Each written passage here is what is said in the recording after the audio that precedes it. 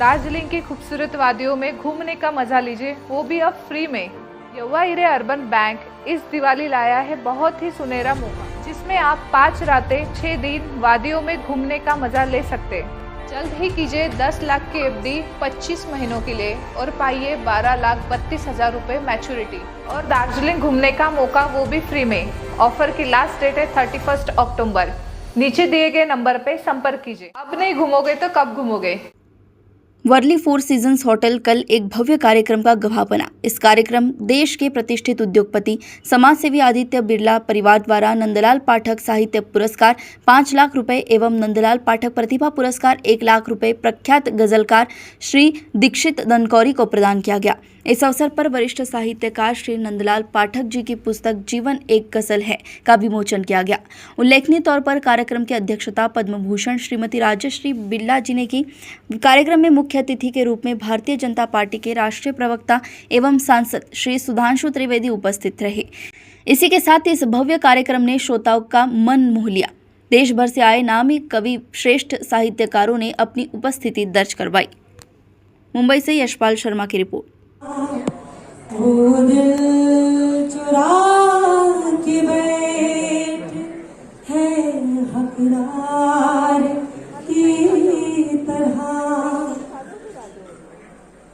आँखों से मुझको छू रहे, रख कर वो फासले, आँखों से मुझको छू रहे, रख कर वो फासले, पढ़ता है कौन हुस्न यूं अखबार की तरह, शुक्रिया, पढ़ता है कौन हुस्न यूं अखबार की तरह, हम लुट के भी है बैठे गुनहगार की तरह।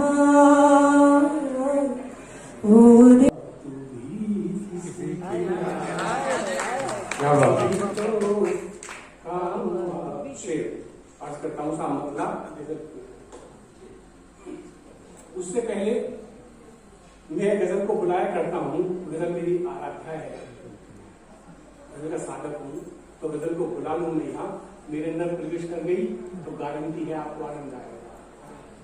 मैं गजल को बुलाता हूँ साहब, हर जगह बुलाता हूँ, हर प्रोग्राम बुलाता हूँ। ए गजल पास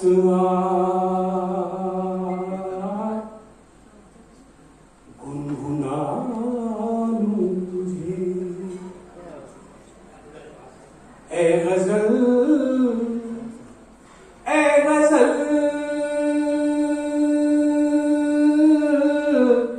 पास गुनगुना लूं तुझे, तू सवारे मुझे, मैं सवारूं तुझे, ए गजल पास गुनगुना लूं तुझे। एक शेर करता हूं। होती धनात् धर्मः तथा सुखम, धन जो धर्म के मार्ग से व्यय होता है वही सुख का प्रतीक है। और मैं कह सकता हूं कि आदरणीय राजश्री बिरला जी धन धर्म के मार्ग से व्यय हो इस परंपरा का जिस कुशलता और समर्पण से संवहन कर रही हैं, वो भारतीय संस्कृति की उस परंपरा की आधुनिक प्रतीक के रूप में आज हमारे मध्य है। और फिर यदि हम आगे बढ़े तो एक और अद्भुत अवसर कि वो जिस ग्रुप का प्रतिनिधित्व कर रही है।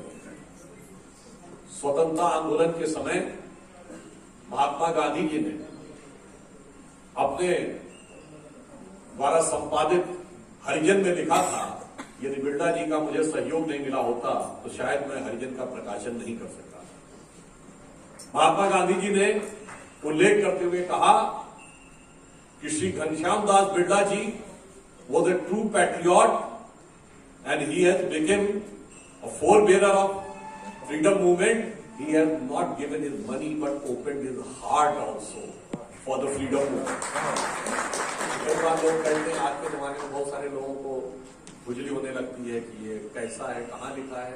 तो ये complete works of Mahatma Gandhi volume 63 में पेज नंबर 214 पे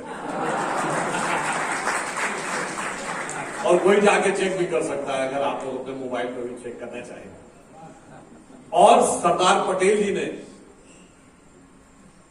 ये कहा कि स्वतंत्रता आंदोलन के अंतिम समय में, लास्ट फेज में, फ्रीडम मूवमेंट का सबसे बड़ा केंद्र बिरला हाउस बन गया।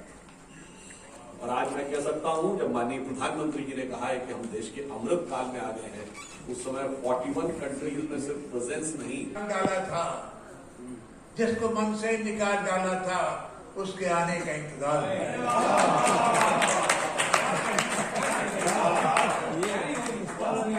जिसको मन से निकाल डाला था, उसके आने का इंतजार भी है, आने का इंतजार भी है। कहते हैं अब नहीं भगवान का डर, कहते हैं अब नहीं भगवान का डर, मंदिरों में लगी कतार भी है, मंदिरों में लगी कतार भी है।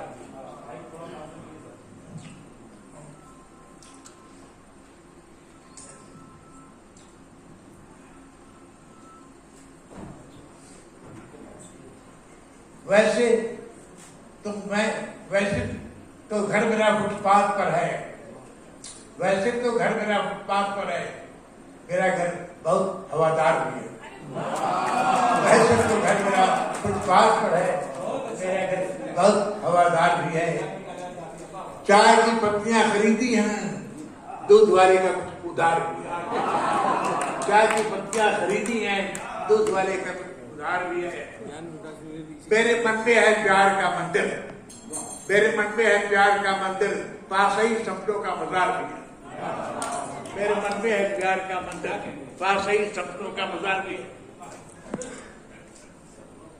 मैंने चढ़ती जवानी देखी है, मैंने चढ़ती जवानी देखी है, मुझको मंजूर या उतार दी।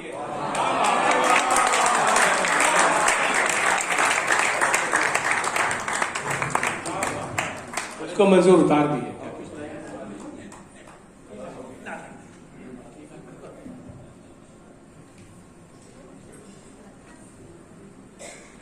अभी आपने पाठक जी से उनकी गजल सुनी। पाठक जी को समय का बहुत ध्यान है